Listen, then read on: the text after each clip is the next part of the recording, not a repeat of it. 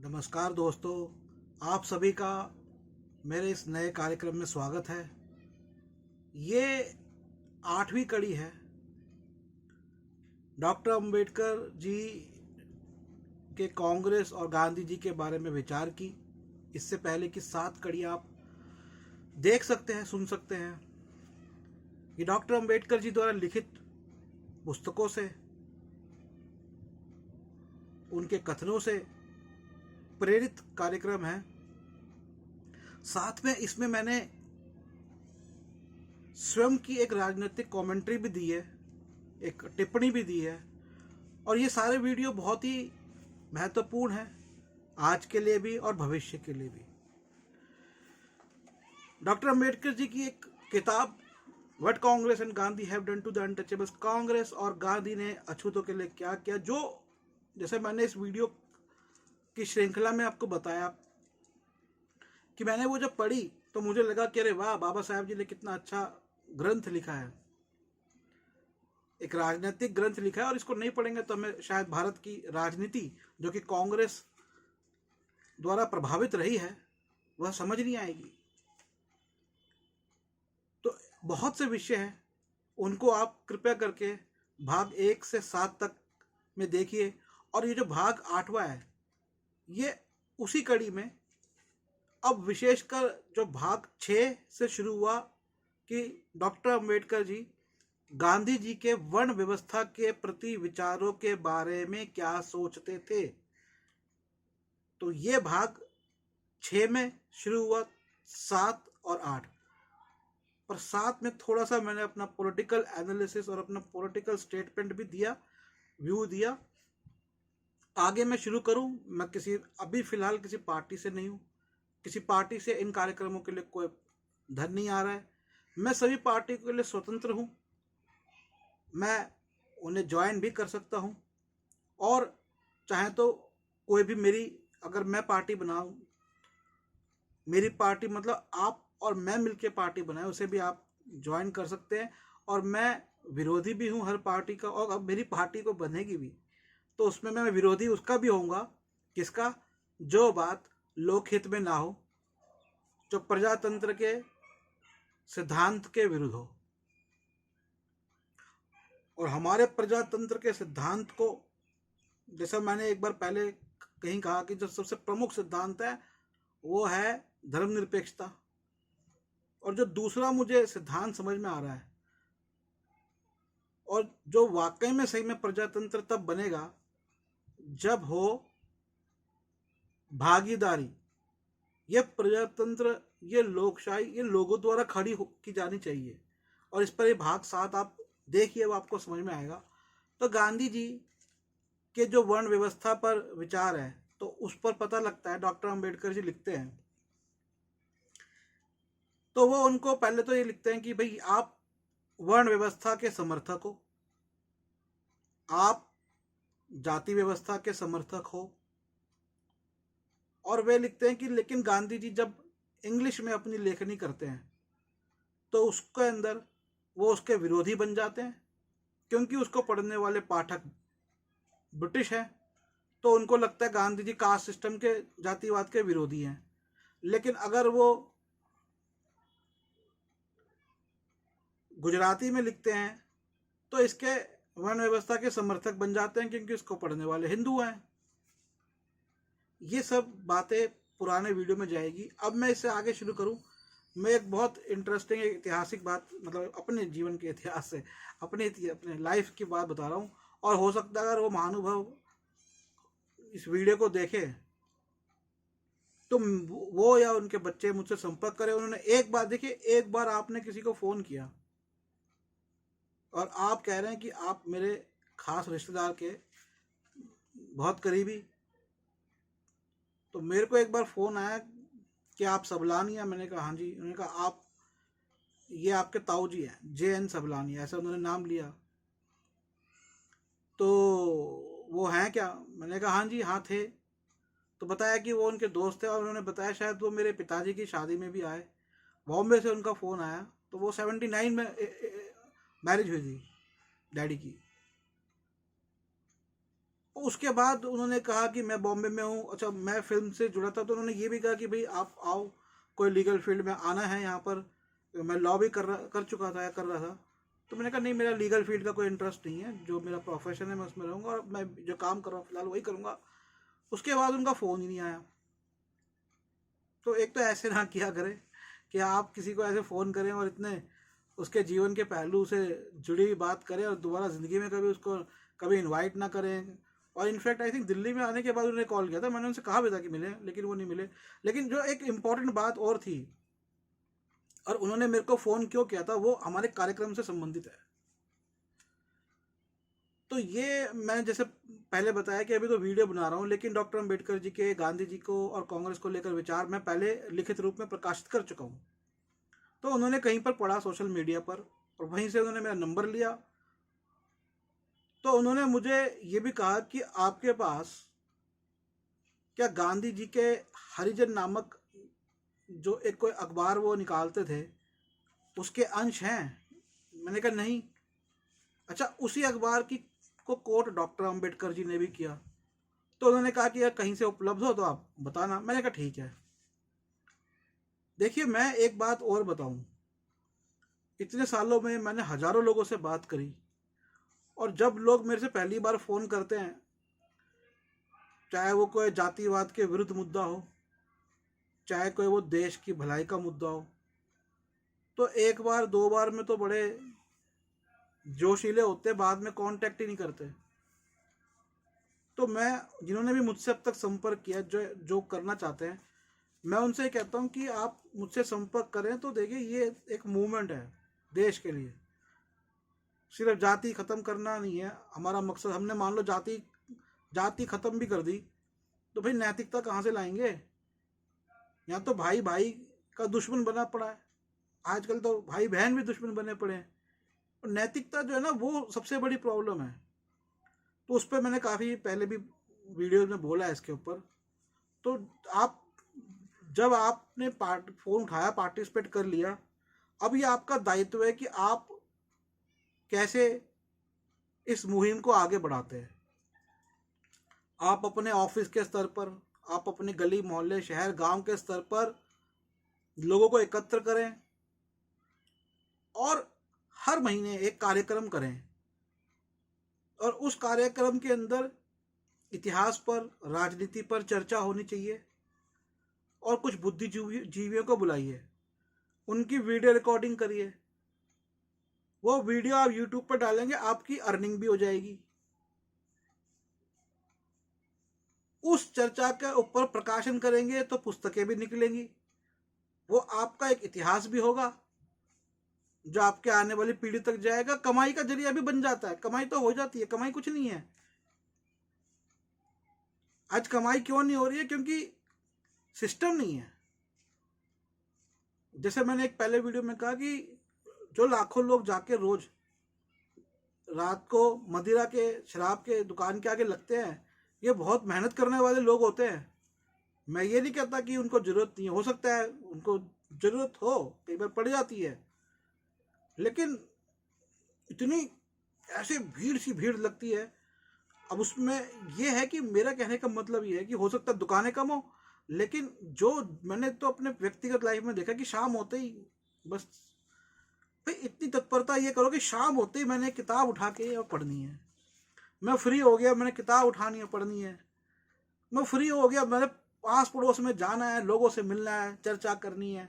अभी चर्चाएं सुनो तो देश में क्या हो रही होती है, क्रिकेट मैच की चर्चा हो रही होती है, किसी नेता ने कुछ कह दिया इसकी चर्चा हो रही होती है, किसी धर्म विशेष के लोगों के विरुद्ध चर्चा हो रही होती है। क्या है ये सब? क्या मिलने वाला है इन सबसे? रोमन साम्राज्य पे चर्चा करो, सीरीज बनती है अच्छी, वो देखो, उस पर किताबें करो।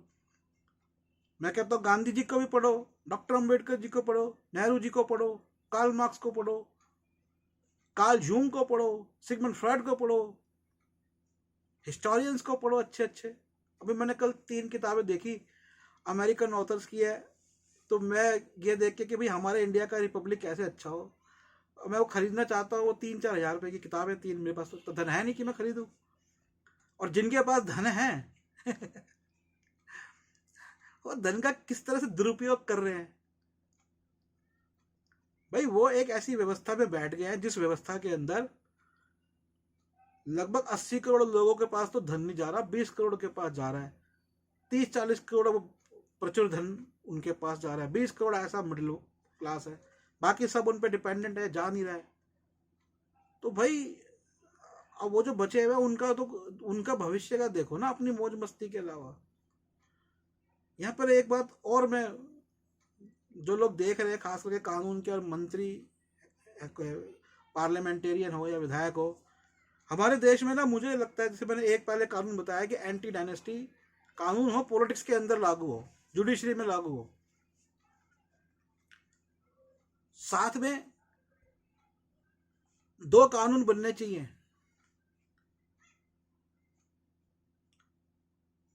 बहुत फायदे के कानून होंगे देश में।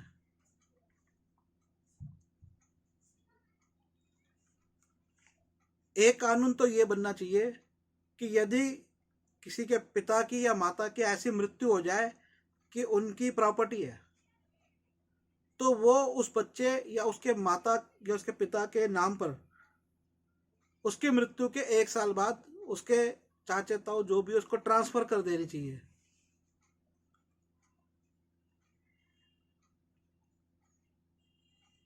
तो उसकी वजह से वो व्यक्ति अनाथ की स्थिति में नहीं रहता है।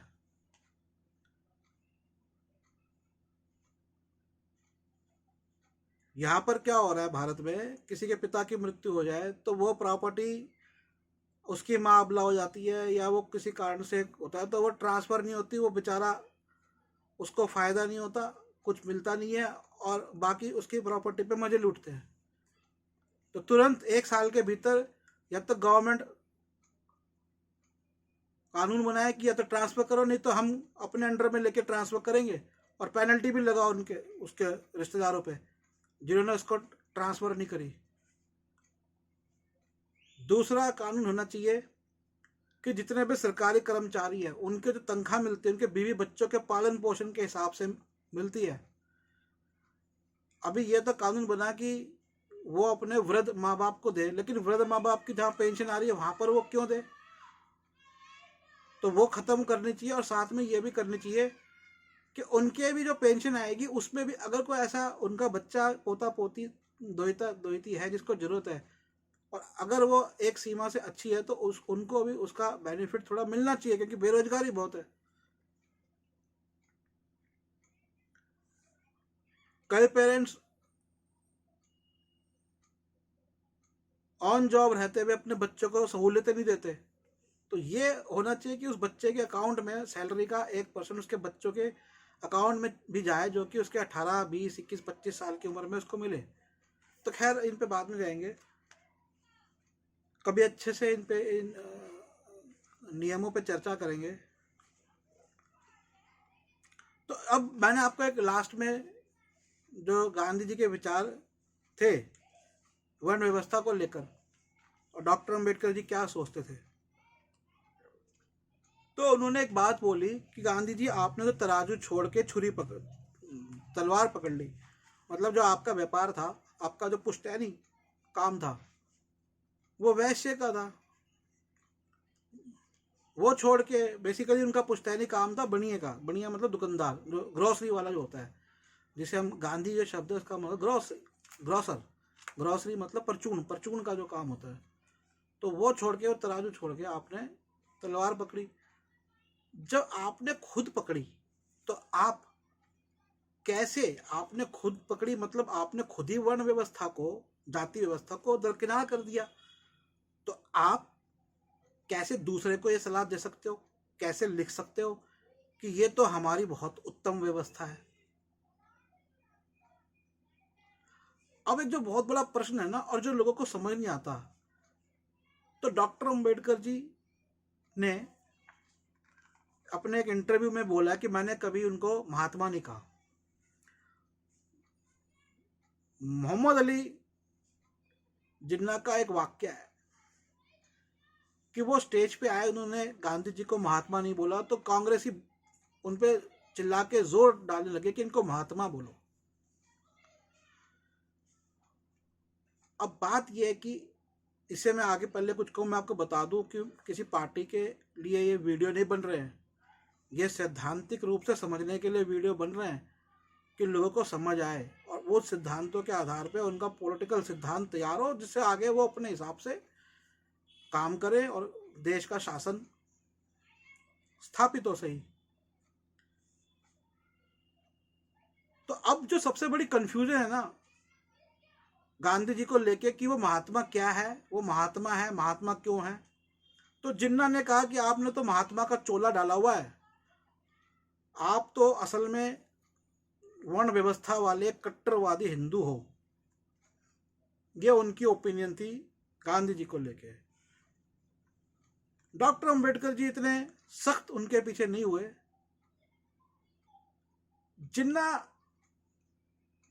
राजनीति में उन्होंने जो उनको महात्मा नहीं बोला और सख्त टिप्पणी दी, इसका एक कारण और ये भी है कि वो राजनीति में गांधी जी के सीनियर थे, वरिष्ठ थे, पहले राजनीति में आ चुके थे। गांधी जी उनके बाद आए, उम्र में भी उनसे बड़े थे।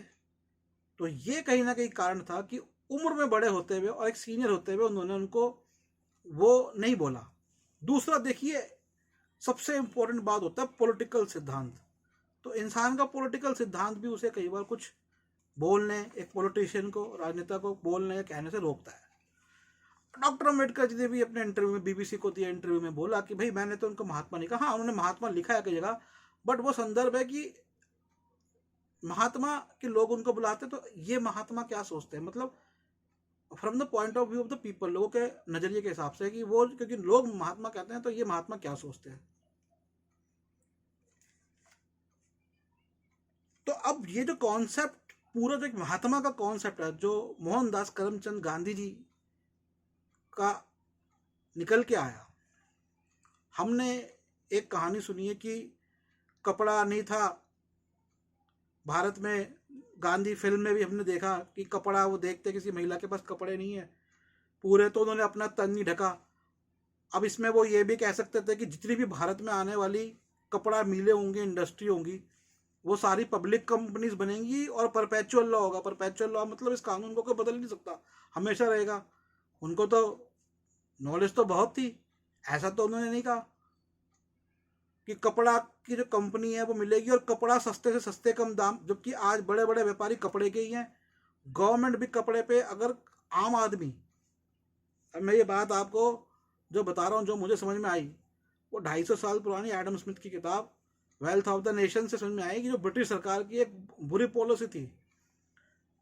और वो एडम स्मिथ तब कह रहा है, आज से 250 साल पहले, कि भैया ये जो पॉलिसी है, और वो इंडिया की भी नहीं है, आई थिंक अमेरिका के संदर्भ में, वो ब्रिटिश संदर्भ में कह रहा है कि ब्रिटेन में जो पॉलिसी है, इंग्लैंड में जो पॉलिसी थी, कि वो कपड़ा भी जब थोड़ा ढंग का कपड़ा पहनना होता है उस पर टैक्स बढ़ा देते हैं।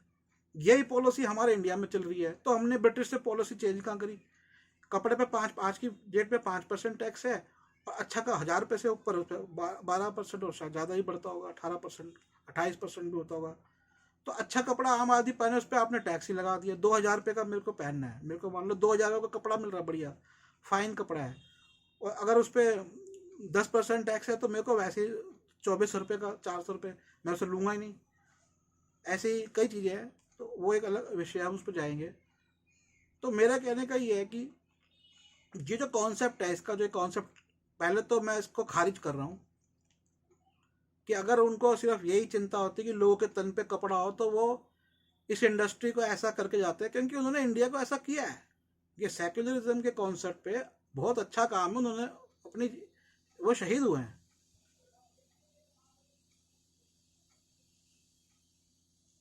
भारत को बनाने में उनका एक योगदान है, हम मना नहीं करते,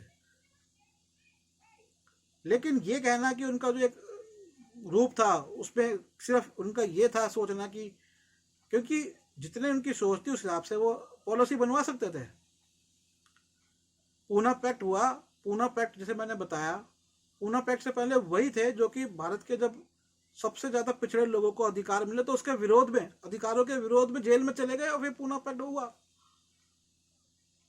तो वो इसके विरोध में भी जेल में जाके, मतलब जेल में थे तो उन्हें तब अनशन रखा था। तो कपड़ा इंडस्ट्री के लिए भी कोई अच्छे एक्ट बने और लोगों को हमेशा सस्ता कपड़ा मिले। अब हम देखते हैं एक खादी का एक गवर्नमेंट ने, क्योंकि सिद्धांत तो था उनका, हो सकता है सिद्धांत तो कुछ लिखित में उन्होंने छोड़ा होगा, तभी कांग्रेस ने खादी और ये सब को जिंदा रखा है, लेकिन वो महंगा बहुत है कई जगहों पे। लेकिन वो खादी का काम ये था कि पूरे इंडिया की कपड़ा इंडस्ट्री को कंट्रोल करते, लेकिन वो नहीं हुआ।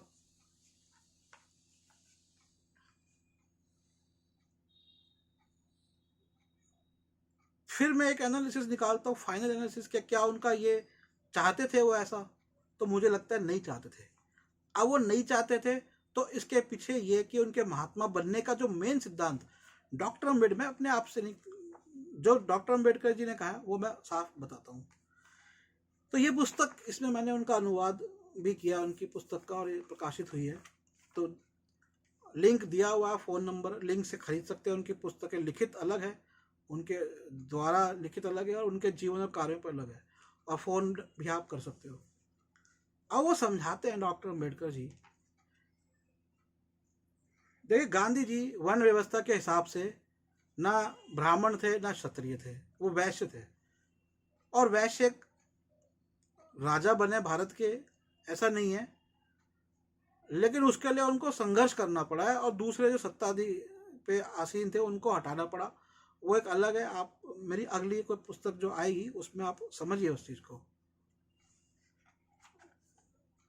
अब गांधी जी कौन थे? हिंदू। कोई हिंदू मतलब क्षत्रिय, राजपूत या ब्राह्मण, वो हिंदू। बाकियों की तो हटा ही दीजिए, उनकी तो है ही नहीं। क्या वो ऐसे ऐसे व्यक्ति को अपनी पार्टी के उच्चतम शिखर पर, या ऐसे व्यक्ति को आदर्श बना सकते थे जो कि वर्ण व्यवस्था के हिसाब से ब्राह्मण या क्षत्रिय ना हो? नहीं। ये डॉक्टर अम्बेडकर जी जो समझा रहे हैं उसको समझिए। तो वो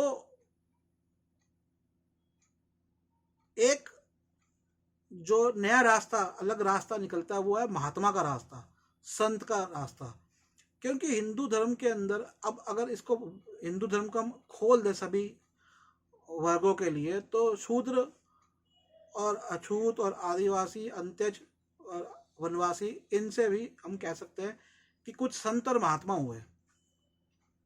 बेसिकली वो आध्यात्मिक लोग हुए, और उनका प्रभाव भी रहा। गुरु नानक हुए, वो तो हालांकि हिंदू उच्च वर्ण से ही थे, लेकिन बहुत से ऐसे हुए कि जिनका प्रभाव उच्च वर्ण वालों पे भी रहा। तो वो जो एक कॉन्सेप्ट था ना, उस कॉन्सेप्ट को उन्होंने उठाया, और क्योंकि वे वर्ण व्यवस्था के हिसाब से उच्चतम स्तर पे नहीं जा सकते थे, इसलिए उनको एक नया नाम दिया गया, महात्मा। तो वो महात्मा नाम से उनकी जो स्वीकृति थी ना, वो उनमें भी पूरी हो गई, तथाकथित उच्च वर्णों में भी पूरी हो गई। मतलब वो वर्ण व्यवस्था को वर्ण व्यवस्था को और उसके मानने वालों को भी सेटिस्फाई कर दिया, उनके हिसाब से भी सही है भाई, महात्मा है या संत है। और ये जो उससे बाहर हैं या उसके जो छोर पर हैं, उनके हिसाब से भी सही है। और क्योंकि ये संत हिंदू संत है, तो अब वो हिंदू की पहचान भी मिटा रहे हैं एक तरह से, ताकि जो मुस्लिम है या ईसाई या पारसी है, वो भी उनको एक हिंदू की पहचान से ना देखें, ताकि नई सत्ता के विरुद्ध वो बागी ना हो। तो उनके हिसाब से भी सही है कि भाई ये तो संत है या महात्मा है। तो ये हिंदू तो है, लेकिन कठोर हिंदू, कट्टर हिंदू या वर्ण व्यवस्था वाला हिंदू नहीं है। लेकिन राइटिंग के अंदर वो वर्ण व्यवस्था का हमेशा समर्थन करते रहे अपनी गुजराती राइटिंग में। तो इसको लेकर डॉक्टर अंबेडकर जी ने ये उनको ये बोला कि देखिए, आप जो केवल संत और महात्माओं के हिसाब से सोच रहे हो, तो खाली उनके हिसाब से जो है ना, ये व्यवस्था नहीं चल रही है। क्योंकि इसका कारण ये है कि जो संत और महात्मा हुए हैं, उन्होंने श्रुतियों में चेंज नहीं किया, ग्रंथों में वो चीज़ वैसी की वैसी है। तो ये काम वर्क नहीं करेगा, काम नहीं करेगा कि इससे कोई वर्ण व्यवस्था नहीं बदलेगी। आपको ये स्वीकारना पड़ेगा कि ये जो व्यवस्था है ये व्यवस्था गलत है।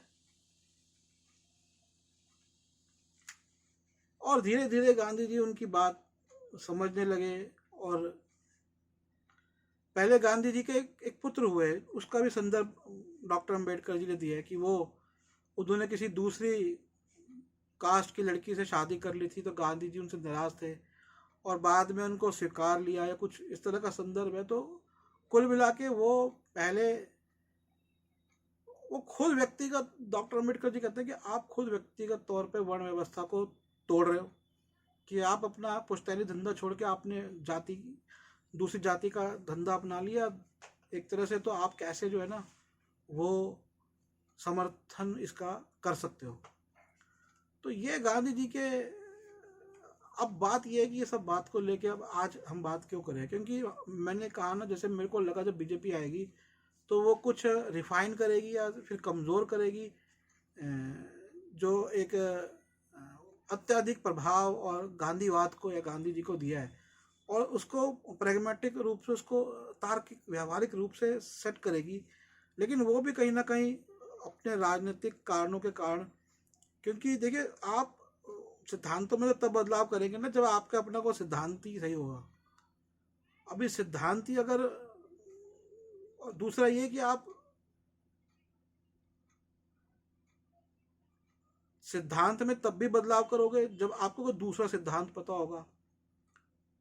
अभी वो तो ये है ना भाई, उनका जो सिद्धांत है बीजेपी वालों का, वो तो जो पूजनीय है उसको उन्होंने पकड़ा, भगवान राम को पकड़ा, वो सबके लिए पूजनीय है। तो अब गांधी जो है वो पूजनीय बनाई दिए गए कांग्रेस द्वारा, तो वो गांधी जी के विरोध में जा नहीं सकते। लेकिन मैं ये नहीं कहता कि गांधी जी को आदर ना दे, जैसे मैंने कहा है कि उनका योगदान तो है, लेकिन अब जो देश के व्यक्ति के दिमाग में जो फिगर हो ना, वो डॉक्टर अंबेडकर जी की होनी चाहिए। उसके अलावा, उस फिगर के अलावा आप गांधी जी की भी हो, नेहरू जी की भी हो, हर उस व्यक्ति की हो जिसने देश में कंट्रीब्यूशन किया है, नेताओं की हो या बुद्धिजीवियों की हो। लेकिन ये जरूरी है समझना कि जिसकी फिगर हो भाई, उसको ये नहीं कि जो गवर्नमेंट पढ़ा रही है वो सही है, खुद भी उनके द्वारा लिखित और लोगों के द्वारा लिखित बातों से, उनके एक्शन से भी समझना जरूरी है। तो ऐसे कई उदाहरण हैं। पुस्तक एनाइलेशन ऑफ कास्ट, जाति का संहार, जो मैंने खुद ट्रांसलेट करी, उसमें कांग्रेस और गांधी ने अछूतों के लिए क्या किया, what Congress and Gandhi have done to the untouchables.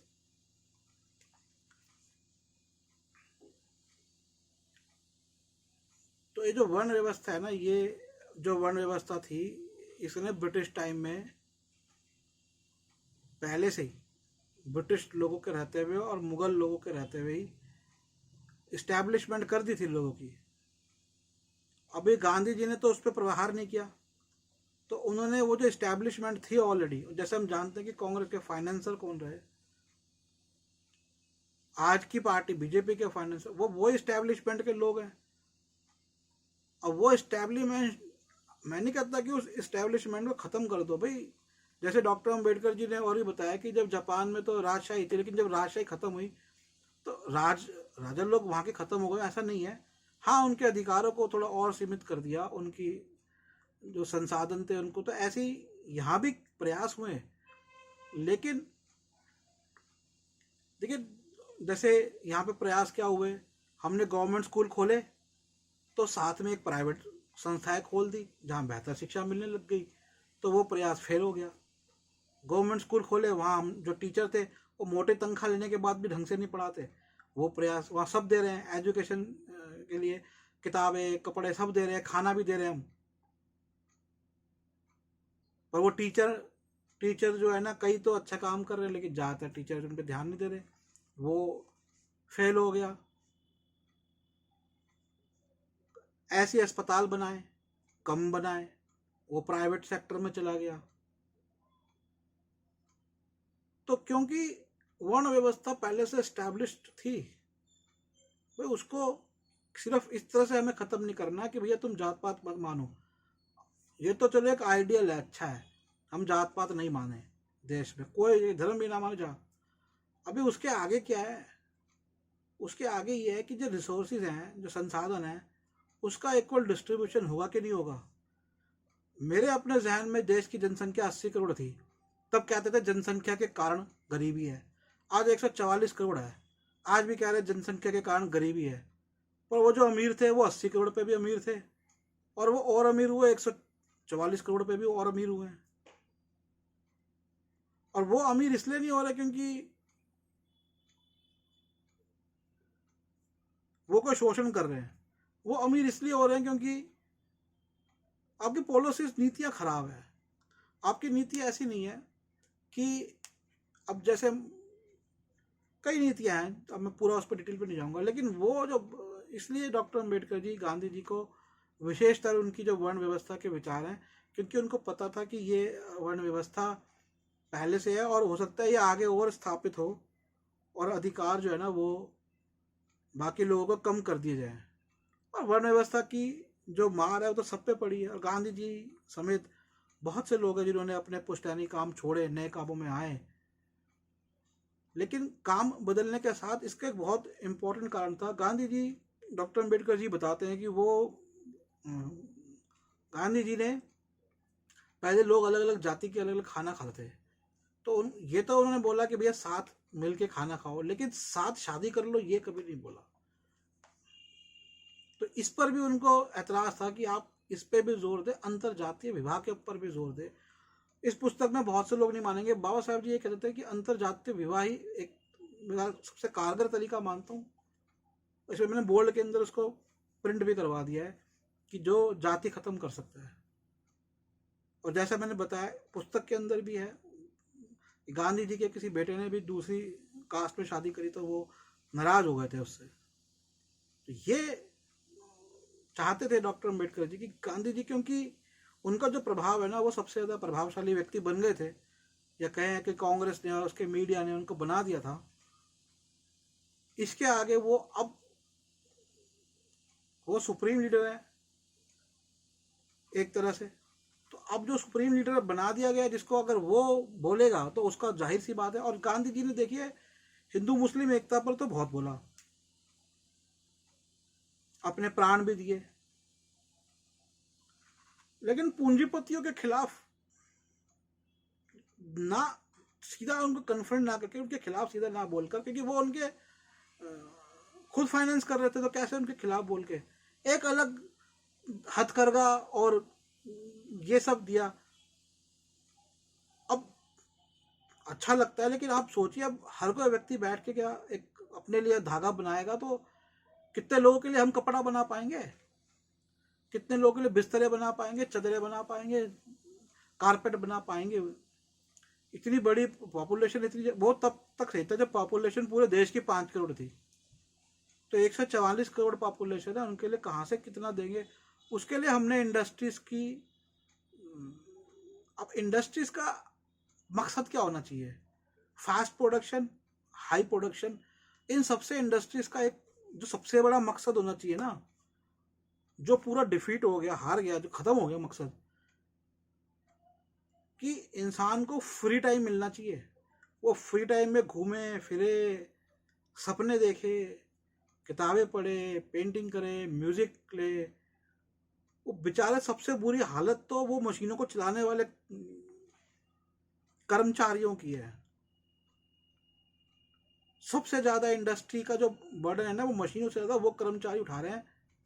सबसे कम तनख्वाह उनको मिल रही है, और जो मुनाफा कमा रहे हैं उनके मालिक हैं, और जो पहले से हैं या नए मालिक भी आए हैं, सिर्फ उनको उसकी मौज हो रही है। ये भी एक सोचने की बात है।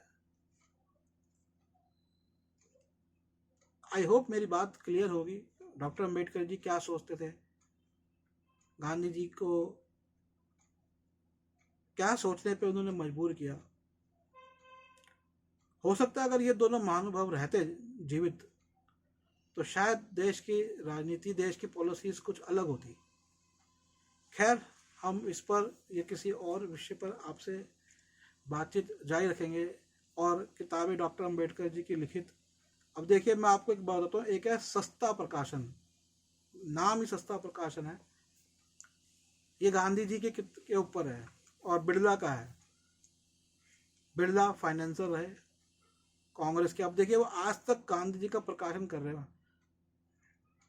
क्या जरूरत है उनको गांधी जी को जिंदा रखने की, उनके विचारों को? कोई रेवोल्यूशनरी विचार उतने तो है नहीं, क्रांतिकारी विचार तो है नहीं।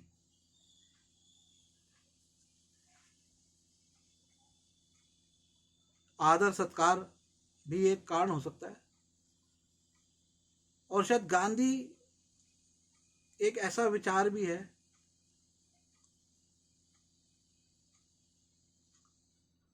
जो भारत में सब विचारों को खत्म कर देता है। उसके आगे अंबेडकर का विचार खत्म हो जाता है, उसके आगे कोई कार्ल मार्क्स नहीं आ सकता, उसके आगे कोई मनोवैज्ञानिक फ्रॉइड नहीं आ सकते।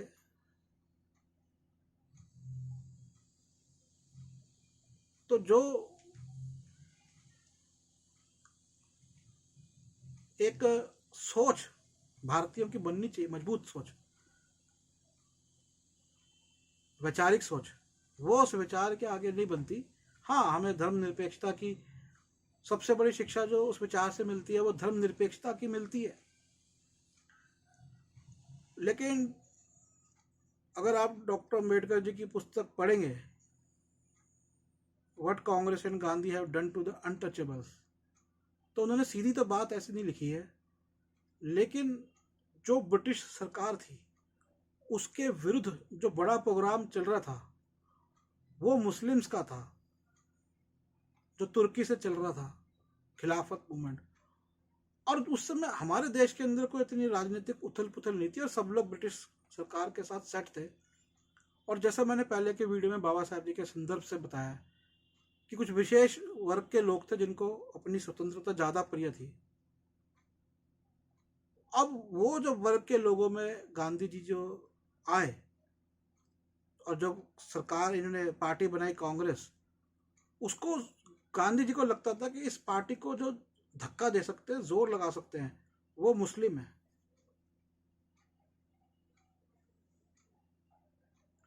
क्योंकि उनकी जो मूवमेंट थी ब्रिटिश के खिलाफ, जो प्रॉपरली डॉक्टर अंबेडकर जी ने लिखा है कि जो उनका जो जिहाद था जो तुर्की में चल रहा था और उसका असर पूरा भारत तक भी आने वाला था, वो उसमें जो शक्ति थी वो गांधी जी कहीं ना कहीं कांग्रेस के अंदर लेके आना चाहते थे। तो ये एक राजनीतिक कारण भी उनका हो सकता है, सेक्युलरिज्म, उनके धर्मनिरपेक्ष सिद्धांत पर। लेकिन कांग्रेस ने हमेशा धर्मनिरपेक्ष सिद्धांत को अपने प्रमुख सिद्धांतों में रखा है, इसमें कोई दो राय नहीं है, और उन्होंने इसका पालन भी किया है पूरा। फिर भी देश में मुसलमानों में जो गरीब मुसलमान हैं या जो ऐसे मुस्लिम हैं जो कि हिंदुओं की निचली जातियों से गए, और भी कई समस्याएं हैं, तो वो समाधान भी कुछ उनके नहीं हो पाए। और इसका एक कारण ये भी रहा कि पाकिस्तान बनने से थोड़ा सा मुस्लिम्स में अविश्वास हो सकता है आ गया उस समय। लेकिन मैं देखता हूँ कि देश के अंदर जो खास करके श्रम है, अगर हम मुसलमान को एक श्रमिक की दृष्टि से देखें तो उसका बहुत योगदान है। सबसे ज़्यादा श्रमिक, अगर आपको मेहनत करने वाले श्रमिक नज़र आते हैं तो वो आपको दलित और मुस्लिम वर्ग से नज़र आते हैं। शेड्यूल कास्ट, मुस्लिम, और हाँ शेड्यूल ट्राइब तो है ही। शेड्यूल ट्राइब इसलिए नज़र नहीं आते क्योंकि वो काम करके चले जाते हैं। ओबीसी भी बहुत है, बाकी ऐसा नहीं है ब्राह्मण है या राजपूत है वो उनका श्रम नहीं है, उनका भी बहुत श्रम है। लेकिन जो एक्चुअल मेहनत के काम है ना, जो जिन पे ये इंडस्ट्रियाँ चल रही है, उसमें मुस्लिम्स, दलित और आदिवासियों का हाथ है बनाने में, और चलाने में इनका बड़ा हाथ है। मैनेजर दूसरे होते हैं।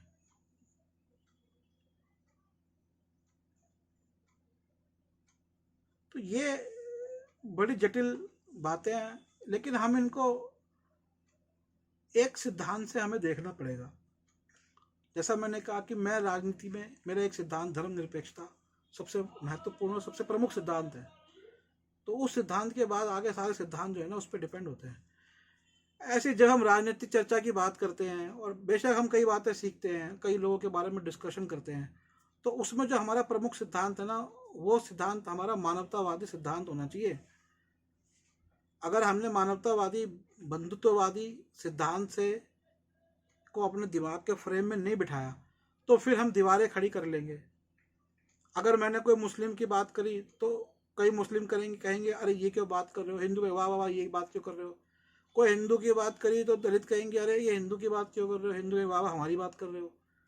ये वाहवाही पाना या ये अपने आप को बेचारापन बनाना, ये सांप्रदायिकतावाद जो है ना, ये नहीं होना चाहिए।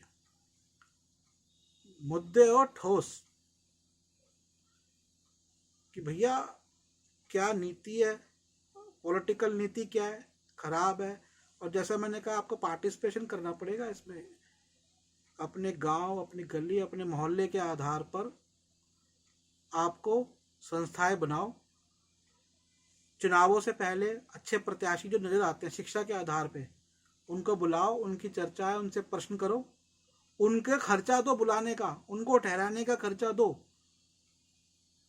कोई पार्टी किसी पूंजीपति से पैसे लेके ये सब काम करे, आप पैसा लगाओ ना। आप एक गांव के 50 परिवार पैसा इकट्ठा करके करो, शादी ब्याह जैसे करते हो ना। तो ये भी एक जरूरी बात है करने की, क्योंकि इसके आधार पे तो सब कुछ होगा। आप गांव के हो, अगर आप इस आधार पे आपको एक प्रत्याशी चुनोगे अपना, तो वो आपके रोड अच्छे करेगा, वो आपके यहाँ पे स्वास्थ्य सेवाएं अच्छी देगा, वो आपके यहाँ पे रोजगार लेकर आएगा। ऐसे ही राष्ट्र स्तर पे काम होंगे, ऐसे राज्य स्तर पे काम होंगे। तो ये जो चीजें, चुनाव आयोग जो मैंने भी खुद 2014 में हिस्सा लिया नई दिल्ली लोकसभा से स्वतंत्र प्रत्याशी के रूप में, तो मैंने काफी स्टडी किया। और तब चर्चाएं होती थी कि चुनाव आयोग ये करेगा वो करेगा, कुछ नहीं हो रहा। चुनाव आयोग को सब पता है, पार्टियां पैसा लेके आती है, ये होता है। चुनाव आयोग कह रहा था कि हम रेडियो पे या उस पे, अब तो भाई आपके हाथ में मीडिया आ गया। मैं अपनी बात बोल रहा हूँ, आप अपने एरिया में बुलाओ, अपने प्रत्याशियों को बुलाओ, उनके इंटरव्यू लो, वो डालो, ये सब पहले वाले वीडियो में मैंने आपको बताया, तो आप वो देख सकते हो उसमें आकर। तो मैं अब या तो इसी मुद्दे पर, अभी कुछ पहलू कांग्रेस को लेकर छूट गए, हमने गांधी जी की तो बात करी कि लेकिन जो कांग्रेस को क्या सोचते थे उस पर बात करेंगे, या किसी अन्य मुद्दे पर मिलते हैं। और किताब है डॉक्टर अम्बेडकर जी की, आप जैसा कि मैंने बताया डिस्क्रिप्शन में फ़ोन नंबर या लिंक से प्राप्त कर सकते हैं। धन्यवाद।